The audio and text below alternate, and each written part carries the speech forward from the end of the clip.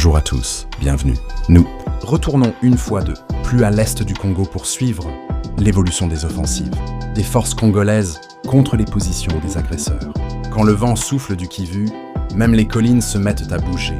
L'Est n'est pas une chronique, c'est une bataille vivante. Chaque jour, les Wazalendo écrivent une nouvelle ligne dans le livre de la résistance. C'est équiper le prix fort, c'est les Tutsis qui pensaient pouvoir vaincre un peuple uni. Bien que les drones et les avions aient été mis en pause à la demande des puissants qui ralentissent chaque fois que le Congo porte des coups, les Wazalendo, eux, continuent leur avancée contre les positions des Tutsis sur le front. Quand le lion rugit trop fort, les diplomates demandent le silence, en essayant de stopper les frappes aériennes qui réduisent les nombres des combattants Tutsis rwandais. Les puissants veulent des pauses, mais le peuple veut des percées, et les Wazalendo avancent, même quand les nuages sont cloués au sol. Ainsi, nous souhaitons la bienvenue à Papa Patrick Bolima et à Monsieur Willy-Claude Mpandamadi. À Goma, les vidéos de Novita portent souvent l'empreinte de Papa Patrick, Bolima et des autres membres de la famille, dévoués qui partagent leurs réflexions dans les commentaires. C'est ainsi que l'on participe à la lutte. Merci à vous.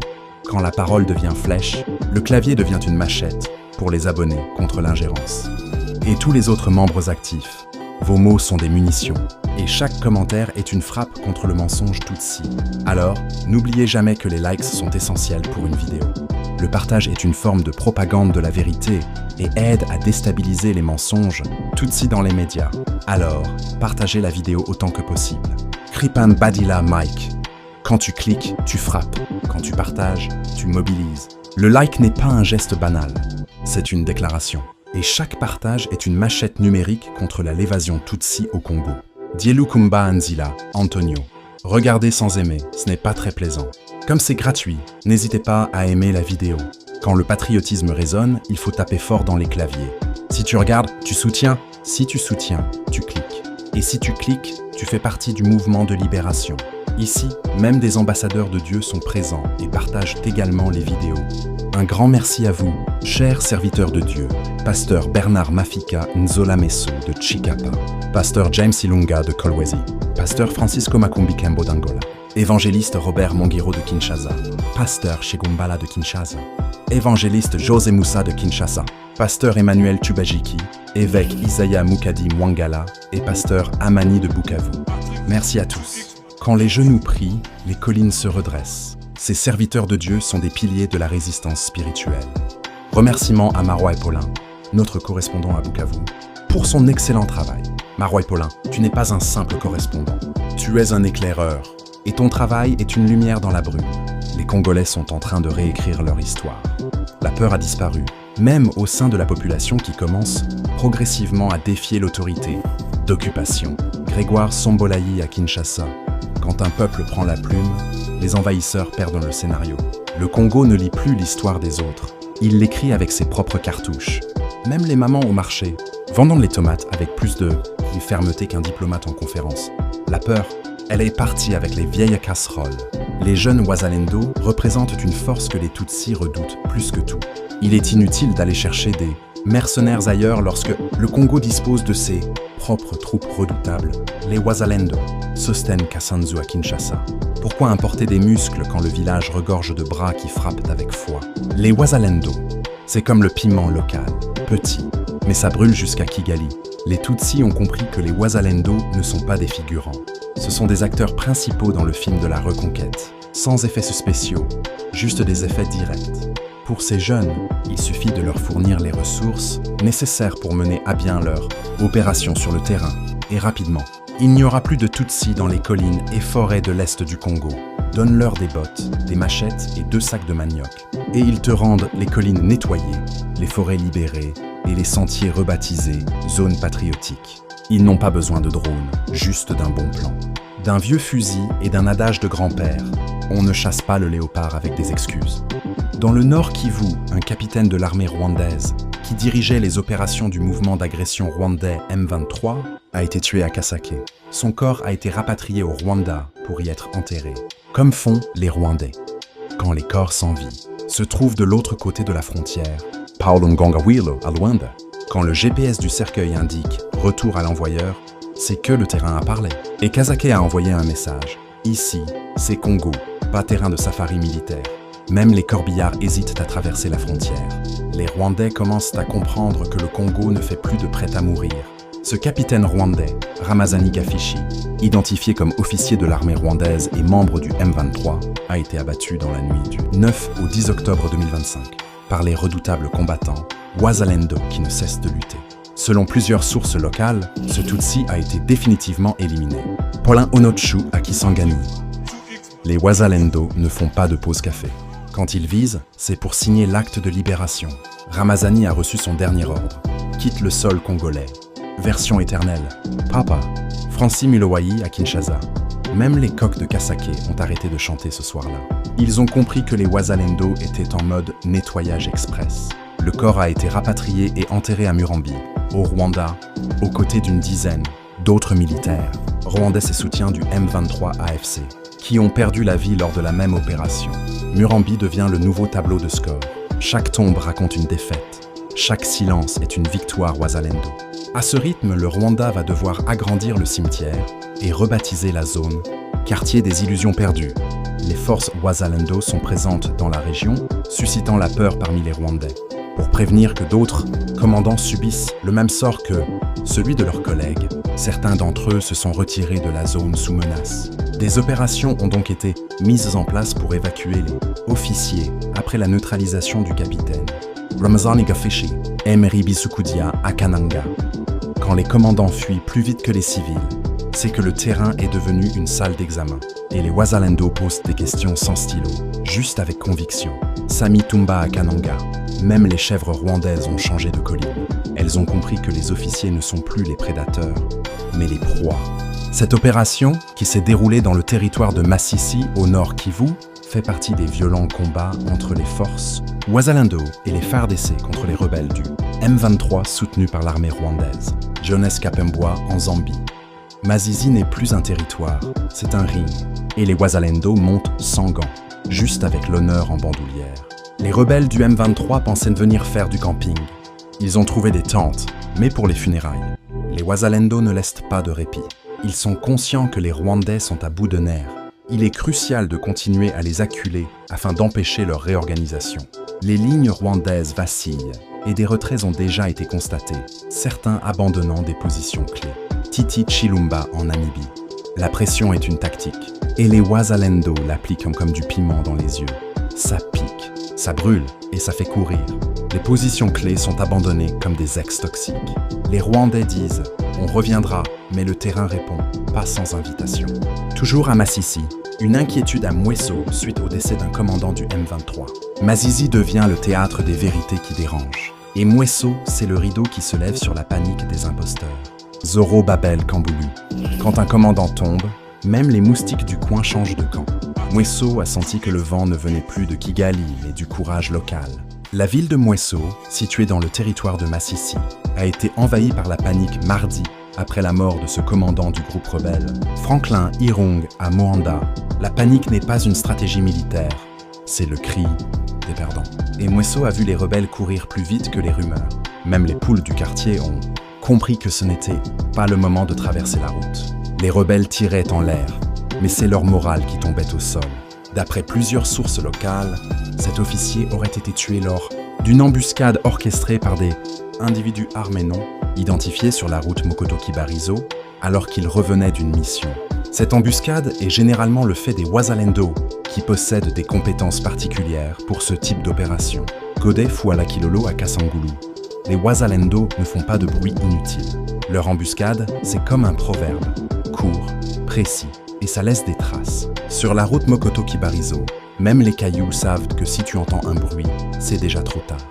Les Wazalendo ne préviennent pas, ils corrigent. L'annonce de son décès a engendré une forte tension parmi les membres du M23, présents à Mweso, craignant la proximité des Wazalendo.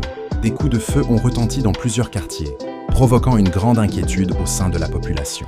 Mitterrand, Mwanda à Boma.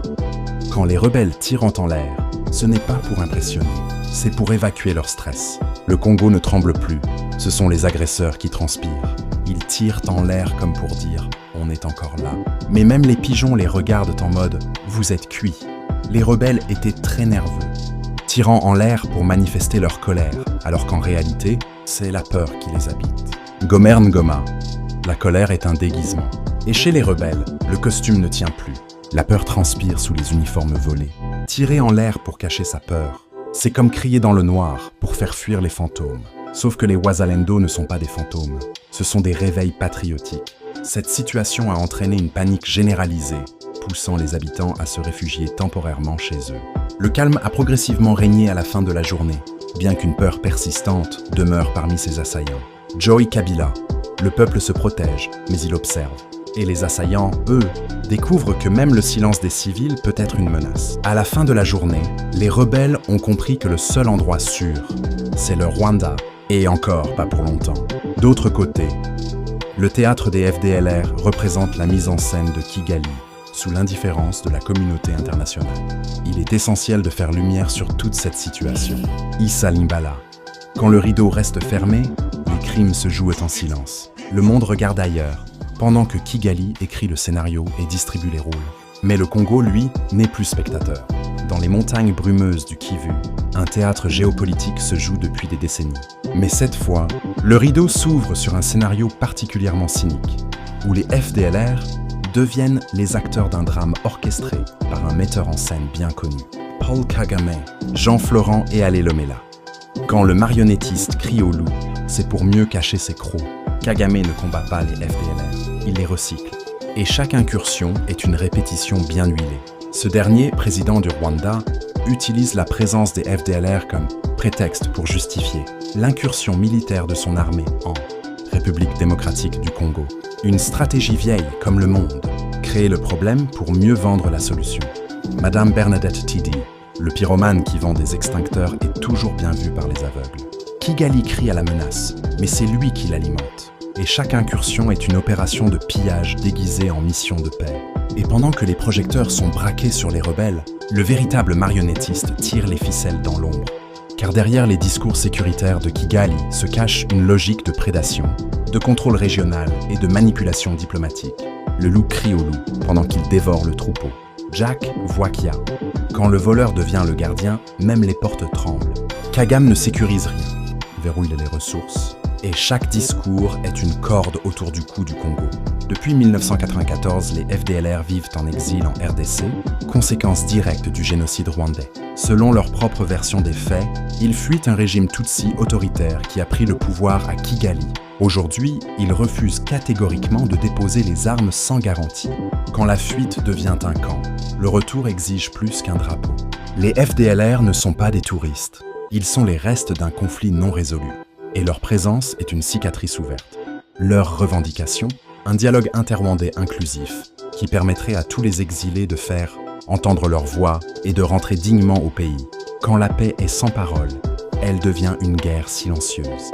Ils ne demandent pas l'amnistie, ils demandent la parole. Et cette parole, Kigali la verrouille depuis 3 décennies. Le lieutenant-colonel Octavien Mutimura, porte-parole des FDLR, l'a affirmé sans détour. Déposer les armes sans que toutes les conditions soient réunies est illusoire.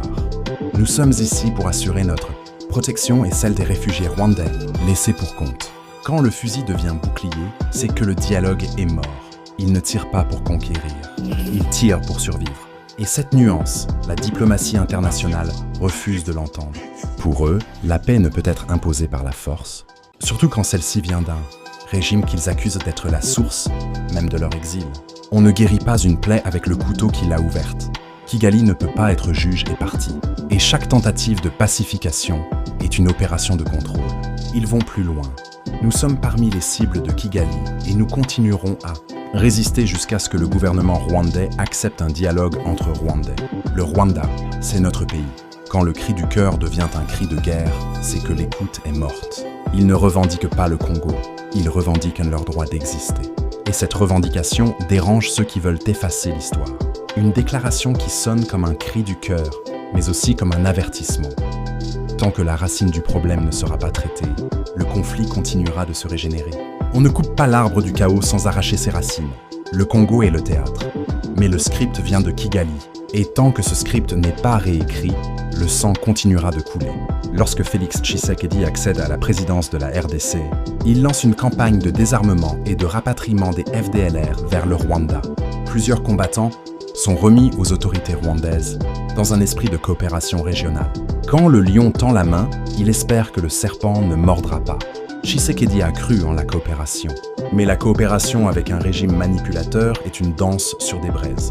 Mais quelques mois plus tard, surprise, ces mêmes combattants sont retrouvés sur le front, aux côtés du M23, un autre groupe armé soutenu par Kigali. Quand les prisonniers deviennent soldats, c'est que le geôlier joue à la guerre. Kigali recycle les hommes comme il recycle les mensonges. Et chaque retour est une preuve de duplicité. Ce retournement de situation jette une lumière crue sur la duplicité du régime rwandais. Comment expliquer que des ex-combattants, officiellement rapatriés, se retrouvent de nouveau armés, en territoire congolais, à combattre l'armée nationale et les résistants Wazalendo quand le serpent revient par la fenêtre? C'est que la porte n'a jamais été fermée. Le Congo doit revoir ses alliances, car l'ennemi ne vient plus avec des bottes. Il vient avec des sourires et des promesses. La réponse est aussi glaçante que limpide.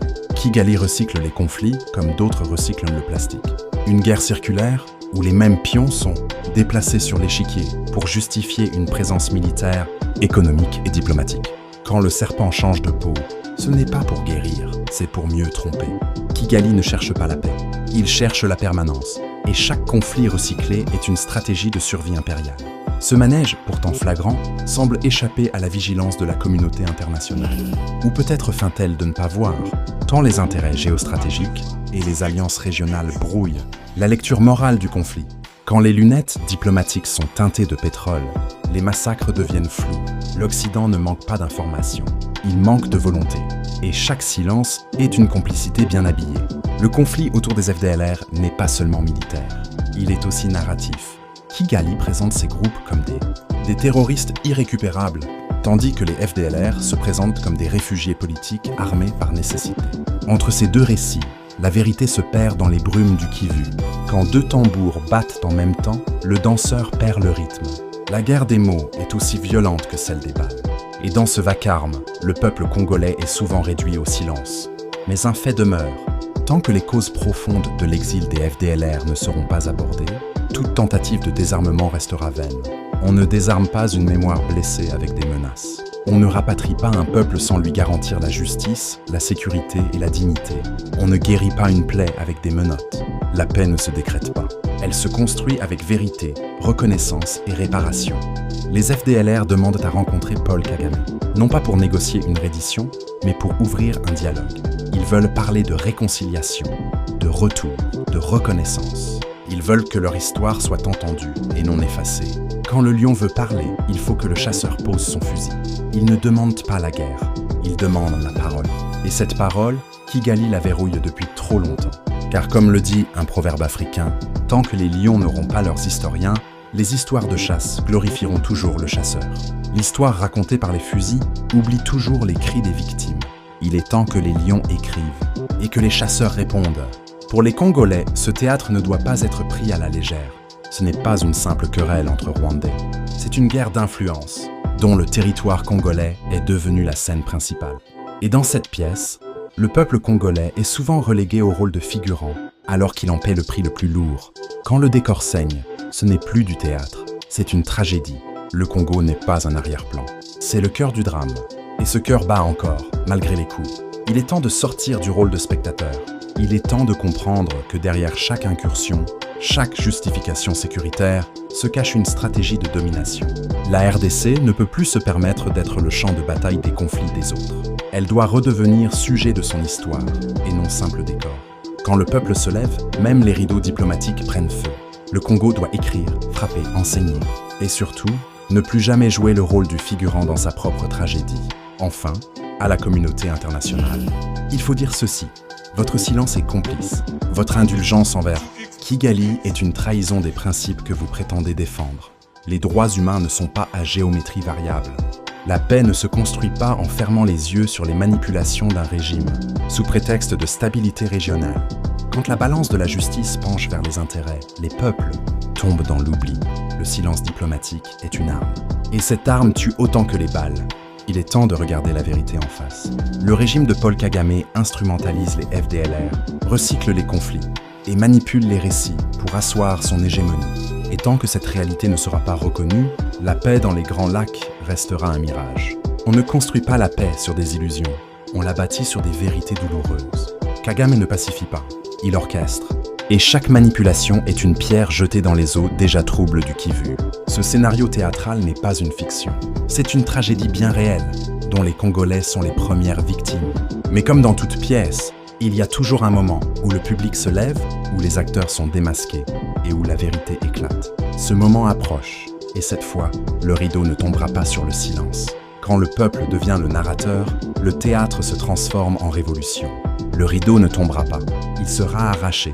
Et derrière, le monde verra enfin ce que le Congo endure et ce qu'il prépare.